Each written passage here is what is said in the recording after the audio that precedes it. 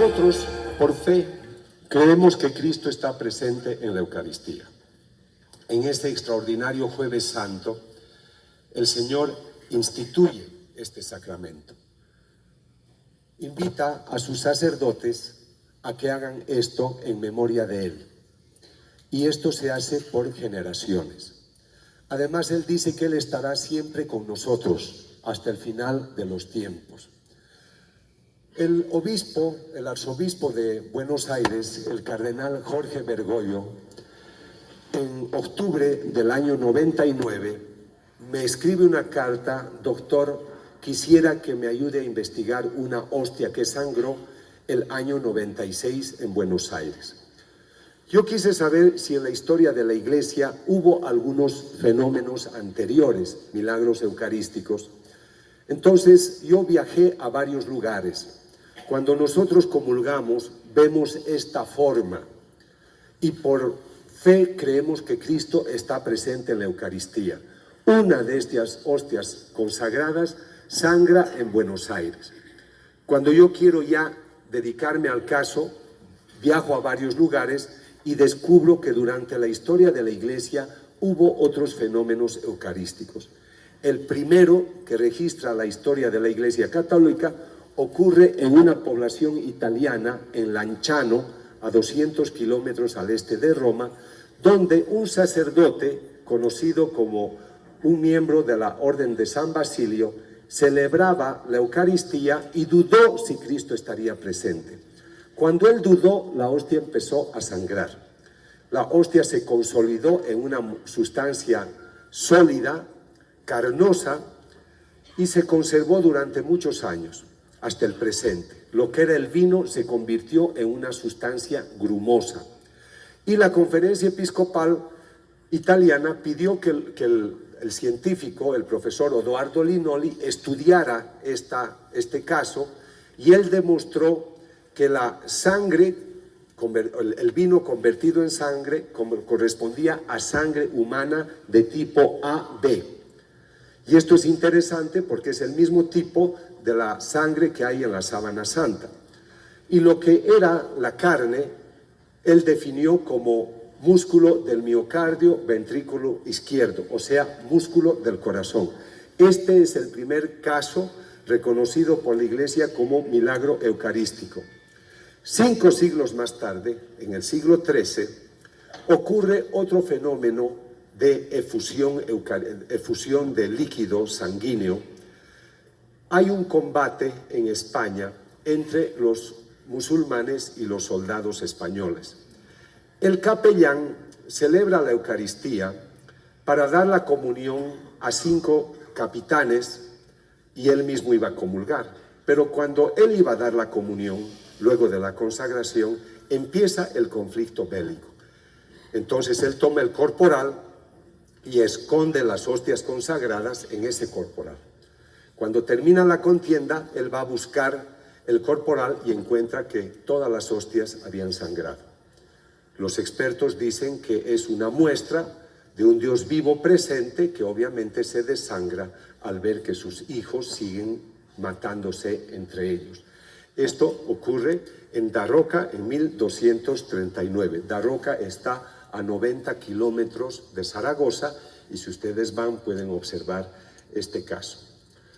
Orvieto es una ciudad en una zona que se llama la Umbría, cerca de Florencia, y en la Edad Media, particularmente en este momento también del siglo XIII, en ese sitio habían muchos conflictos porque habían poblaciones, pensadores que negaban la presencia de Cristo en la Eucaristía. En ese tiempo, un sacerdote que se le conoce como Bruno de Bohemia, él dudaba si Cristo estaría presente en la Eucaristía. Entonces, para poder recibir la gracia de volver a creer, hizo un peregrinaje hasta Roma. Al regresar, se queda en esta zona de Umbría, en un sitio que se llama Bolsena. Esto en 1263. Y él celebraba la Eucaristía cuando esta hostia empezó a sangrar, porque él volvió a dudar. Acá ustedes están viendo el corporal que se conserva hasta hoy. El Papa Urbano IV estaba en Orvieto, o sea, a 10 kilómetros de Bolsena.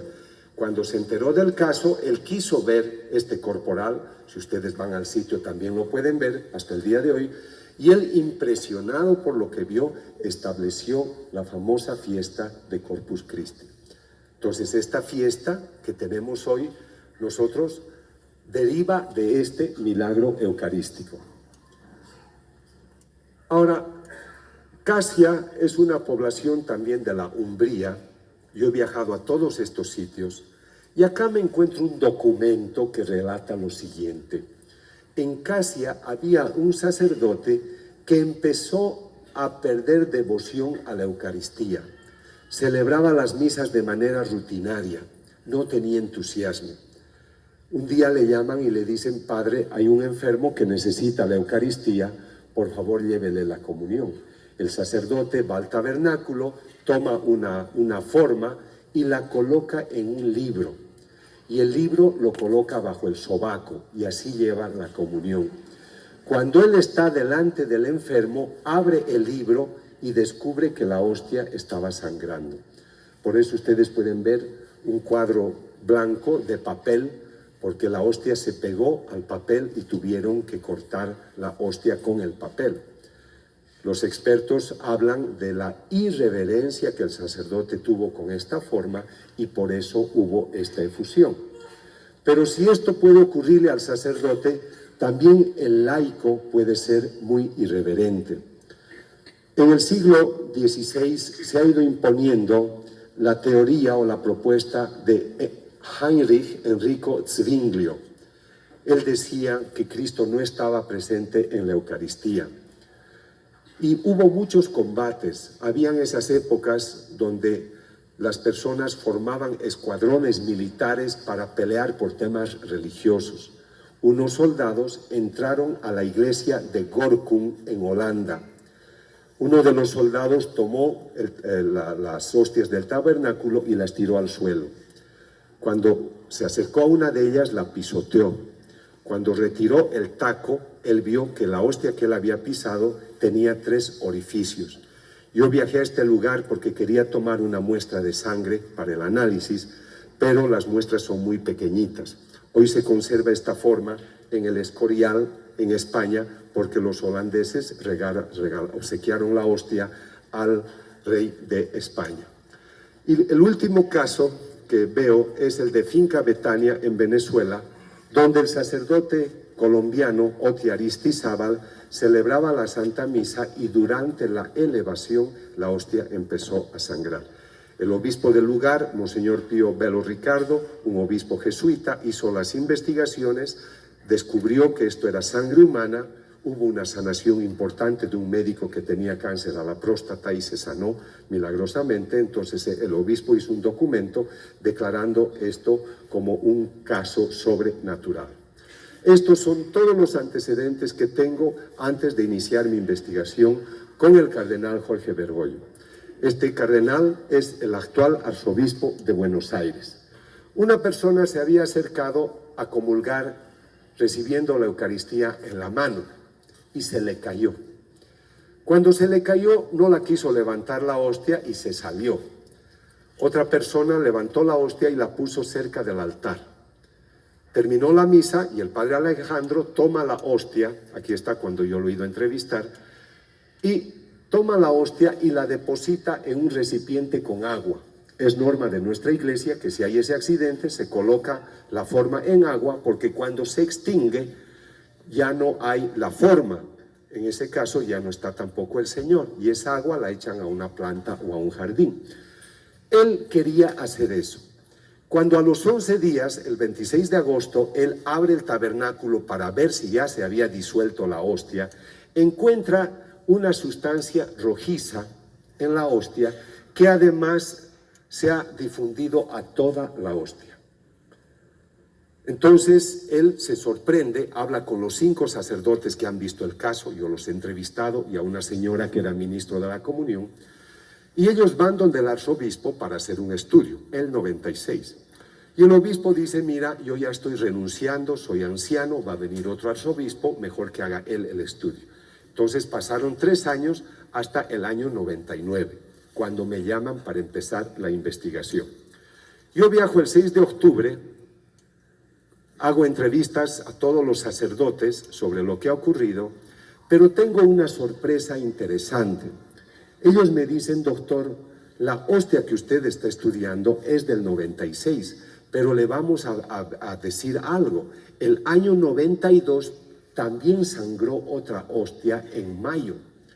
Y nosotros no hemos dicho nada porque estos son signos muy delicados, pero ahora que ya el arzobispo a usted le ha dado la autorización para investigar, estudie estas 2 hostias.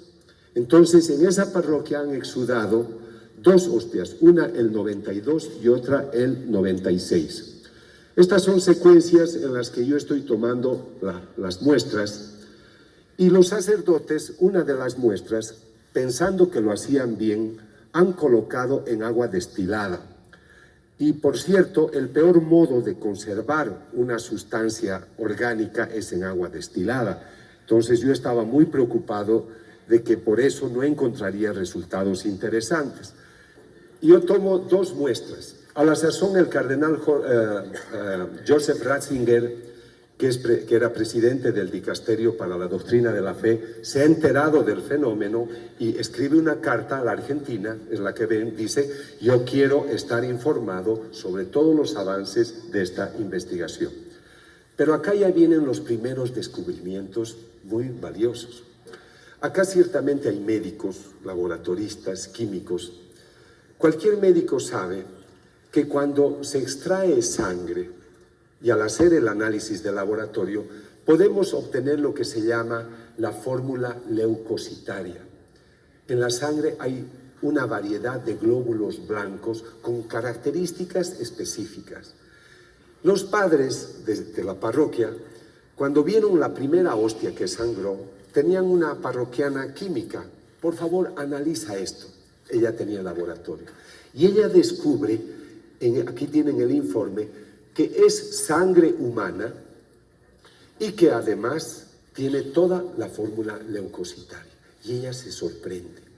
Pero no pierdan el ritmo con lo siguiente. No se olviden de que les estoy hablando de la presencia de glóbulos blancos. Los glóbulos blancos son muy activos, sobre todo cuando nosotros tenemos lesiones, heridas o estamos lastimados. Entonces se aumenta su producción. Ella hace 2 estudios y encuentra que hay esta fórmula leucocitaria y que hay sangre.